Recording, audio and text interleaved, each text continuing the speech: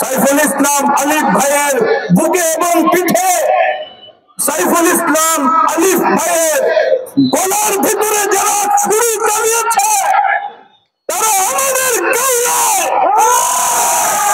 যারা তার গলায় ছুরি চালিয়ে তাকে শহীদ করেছে, একটি হাত বাংলার জমিনে কারাগারের বাইরে থাকতে পারবে না। আমাদের বক্তব্য পরিষ্কার, তাদেরকে অতি সত্বর আইনের আওতায় আনতে হবে। ইসকনকে রাষ্ট্রীয়ভাবে নিষিদ্ধ ঘোষণা করতে হবে। ইসকনের পক্ষে যারা কথা বলো, খেয়াল রেখো, ইসকনের সাথে আমাদের হয়তো লড়াই হবে।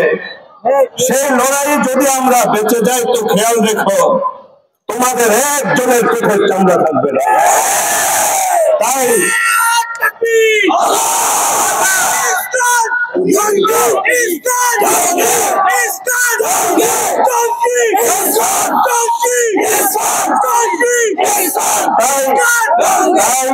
আমাদের খেয়াল রাখতে হবে। আমাদের শক্তি আমরা দেখাচ্ছি না, আমাদের শক্তি 100 ভাগের 1 ভাগ এখনো মাঠে নামে নাই। তোমরা যা ইচ্ছা করছো করে যাচ্ছ, করে যাও। আমাদের ইতিপূর্বের বক্তারা বলেছেন আমরা তোমাদের মন্দির পাহারা দিয়েছি, এর অর্থ এই নয় তোমরা আমাদের মসজিদ ভাঙতে আসলে আমরা তোমাদেরকে ছেড়ে দেব। হাত দিয়েছ, আমরা এখনো তোমাদের হাত ধরছি না। তোমরা আরো কিছু করতে চাচ্ছ করো, একটু খেয়াল রেখো যে আল্লামা মামুনুল হক বছরের পর বছর জেলখানায় ছিলেন, তার অনুসারীর সংখ্যা এত বেশি ছিল, যদি পেশাব করে দিত ইসকন ভেঙে চলে যেত। কিন্তু আমরা ধৈর্য ধরেছি, আইনের প্রতি শ্রদ্ধা রেখেছি, আমরা একজন কাবার ফেদের সামনে শুয়ে পড়ি নাই।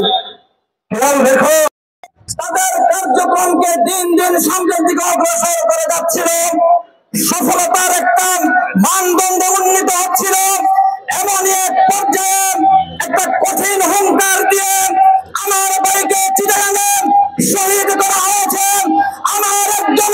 শহীদ হয়েছেন।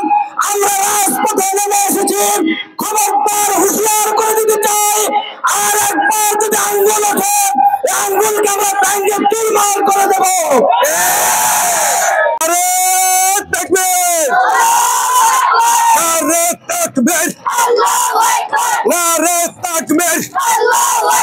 দুনিয়ার মুসলিম, বিশ্বের মুসলিম, ইসকন ইসকন ইসকন ইসকন, জঙ্গি জঙ্গি ইসকন, তুমি জঙ্গি, স্বৈরাচারের সঙ্গী, ইসকন ইসকন, ইসকনের চামড়া, ইসকনের চামড়া, ইসকনের চামড়া, ইসকন তুই জঙ্গি, ইসকন তুই জঙ্গি। প্রশাসন জবাব চাই, আমার ভাই শহীদ কেন?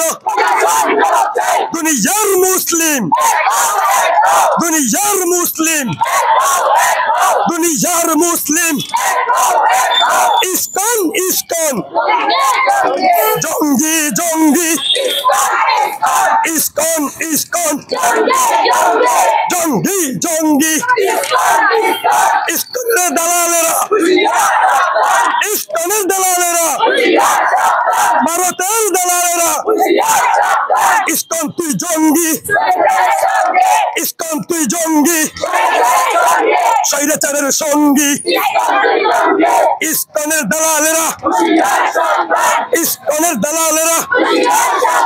মসজিদে হামলা কেন? মসজিদে হামলা কেন? প্রশাসন জবাব চাই, মসজিদে হামলা কেন? প্রশাসন